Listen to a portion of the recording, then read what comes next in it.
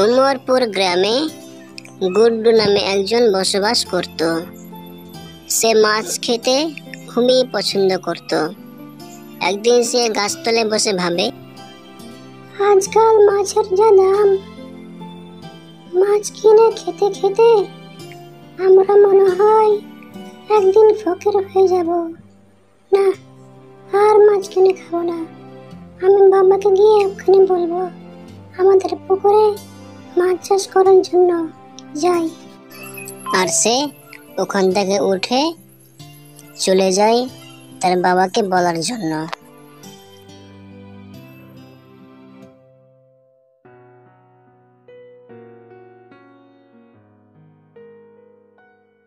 বাবা, আমি বলি কি, আমরা যদি আমাদের পুকুরের মাছ চাষ করি তাহলে মাছ ধরে আমাদের বাড়িতে খাওয়া হবে আর মাছ বিক্রি করে কিছু টাকা উপার্জন করা হবে। তোমার কি মনে হয়? হ্যাঁ, সে তো ভালো কথা, কিন্তু তুমি কি মাছ চাষ করতে পারবে বাবা? হ্যাঁ বাবা, আমি মাছ চাষ করতে পারবো, কিন্তু আমার তোমার সাহায্য চাই। তোমার সাহায্য ছাড়া আমি মাছ চাষ করতে পারবো না বাবা। তুমি আমাকে সাহায্য করবে, অবশ্যই বলো।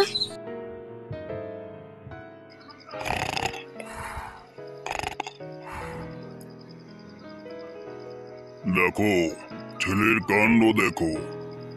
বলি, গুড্ডু, ও গুড্ডু, আরে ওর বাবা, তুই মাছ চাষ করবি বললি, শুয়ে থাকলে চলবে?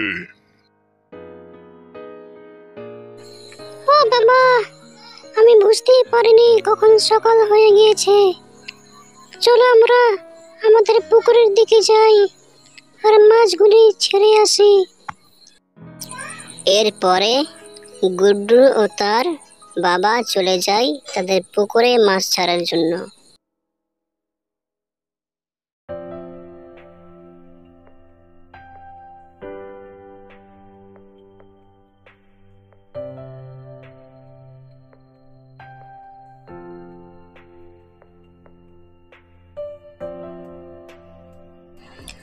দেখো বাবা, কি সুন্দর মাছগুলো পুকুরে সাঁতার কাটছে, তাই না? দেখো দেখো, ওই মাছটা দেখো, কি সুন্দর লাগছে। আর এইবারে আমরা মাছ বিক্রি করে আরো অনেক বড়লোক হয়ে যাব, তাই না বাবা?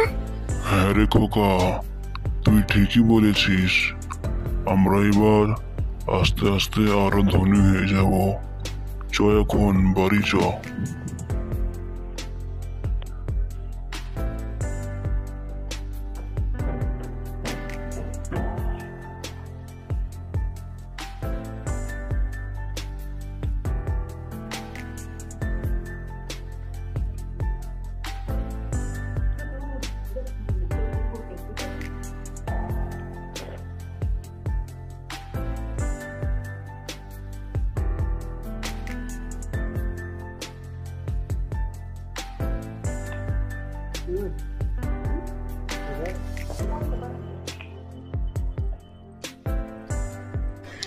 বাবা বাবা, তুমি দেখেছো তো মাছগুলো কত সুন্দর লাগছিল, তারা খেলা করছিল।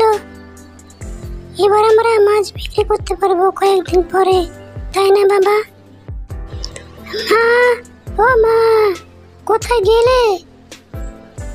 মা, আমাকে জলদি খাবারগুলো দাও। আমি খাবার খেয়ে পুকুরে যাবো মাছগুলি দেখাশোনা করার জন্য। তাদেরকে আবার খাবার দিতে হবে যে। কি রে গুড্ডু, খাবার তো খালি, তাহলে এবার পুকুরের দিক থেকে ঘুরে আয়, মাছগুলির খাবার লাগবে কিনা দেখে আয়। গুড্ডু খাবার খেয়ে জলদি করে পুকুরের দিকে চলে যায় মাছগুলি দেখার জন্য। হ্যাঁ, মাছগুলো খুব বড় হয়ে গিয়েছে। আমি কালকেই যাব মাছের আড়তে মাছগুলি নিয়ে বিক্রি করার জন্য। এখন মাছের যা দাম, অনেক দাম পাওয়া যাবে।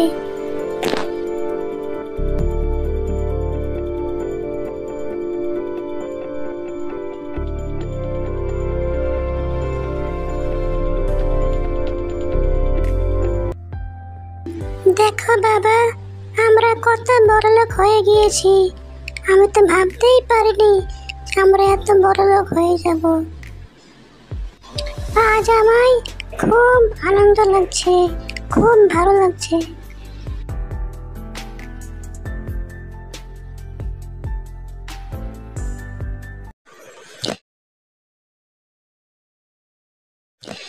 শিমুলপুর গ্রামে 3 বন্ধু ছিল।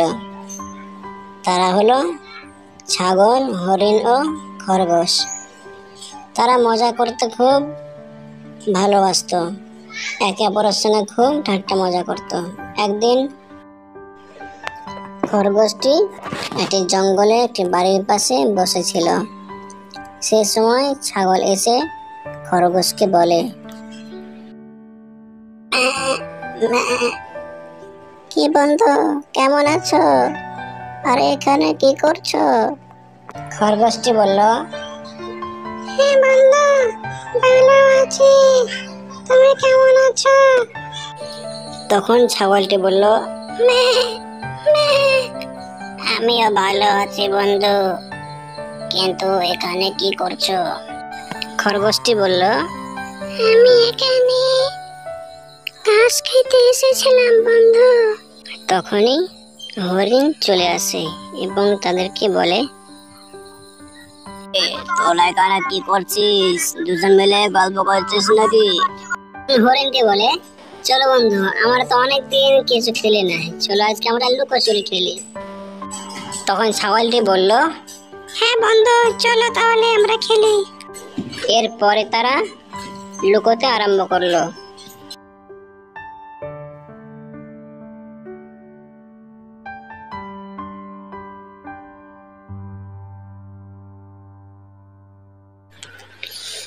এদিকে ছাগল ও হরিণ তার লুকাবার জন্য চলে যায় হাঁটতে হাঁটতে।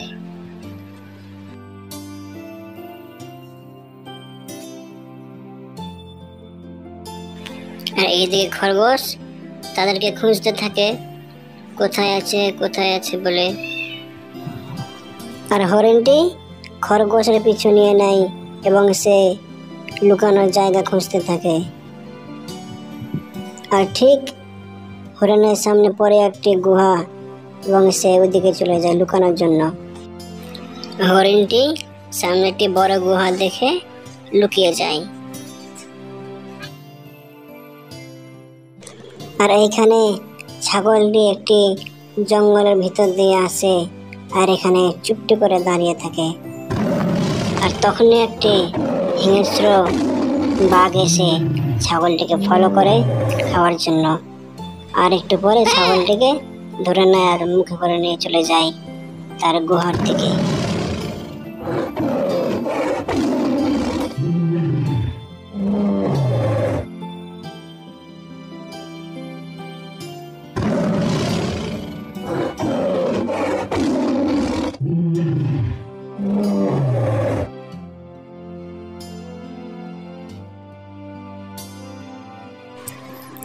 বাঘটি ছাগলটিকে একটি জঙ্গলে নিয়ে চলে আসে খাবার জন্য। বাঘটি ছাগলটির গলা ফুটিয়ে দেয় এবং গলা থেকে রক্ত বার হয়ে যায়। আর ঠিক তখনই খরগোশটি এসে দেখে তার বন্ধুকে আক্রমণ করেছে বাঘ, এবং খরগোশটি তার পায়ে কামড় দিয়ে পালিয়ে যায়।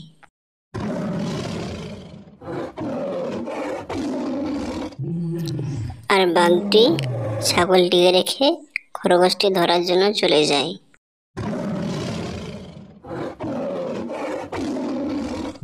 আর ছাগলটি উঠে পালিয়ে যায় এবং বাঘের আক্রমণ থেকে বেঁচে যায়। আর বাঘটি ফিরে এসে দেখে ছাগলটি সেখানে নেই, আর সে মন খারাপ করে ওখান থেকে চলে যায়।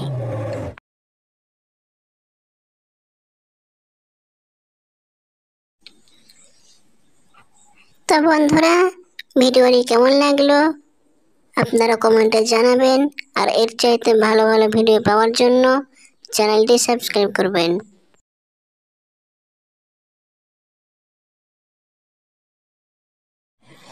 অচিনপুর গ্রামে রাজু নামে এক কৃষক বসবাস করত। তারা ছিল খুবই গরিব, কিন্তু রাজুর স্ত্রী খুব সুন্দর পুলি পিঠে বানাতে পারত। একদিন, হ্যাঁ গো, দেশের পরিস্থিতি তো খুব খারাপ। এরকম চলতে থাকলে আমাদের সংসারটা চলবে বলো? তুমি একটা কাম কাজ দেখো না, কিছু একটা দেখো। হ্যাঁ গিন্নি, কিছু একটু করতে হবে, না হলে এরকম ভাবে সংসার চলবে না। তা বলছিলাম, তুমি তো খুব ভালো পুলি পিঠে বানাতে পারো, তুমি একটু বানিয়ে দেবে? তাহলে আমি বাজারে গিয়ে সেগুলো বিক্রি করব। যদি কিছু টাকা পাই তাহলে চাল ডাল কেনা হবে। তখন রাজুর বউ পুলি পিঠে বানাতে আরম্ভ করে। পুলি পিঠে বানানো হয়ে গেলে রাজুকে দিয়ে সেগুলি বাজারে পাঠিয়ে দেয় বিক্রি করার জন্য। এরপর রাজু সেগুলি নিয়ে বাজারে চলে যায় বিক্রি করতে। কিন্তু রাজু তো বিক্রি করতে গেল, কিন্তু রাজু আর বাড়ি ফিরল না।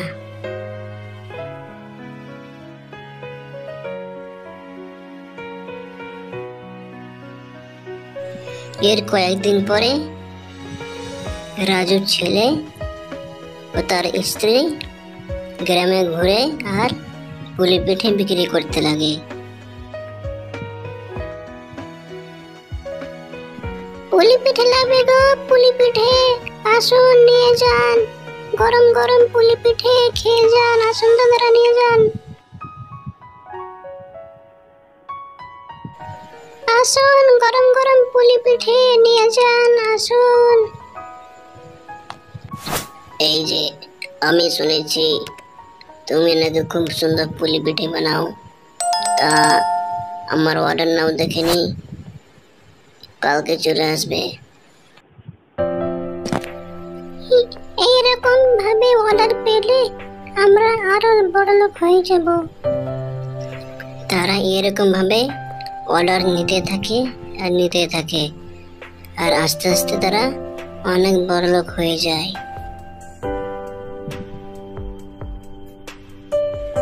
তাহলে এই গল্প থেকে কি শিখলাম? নিজেকে কখনো হার মানতে নেই, কষ্ট করলে ফল মেলে।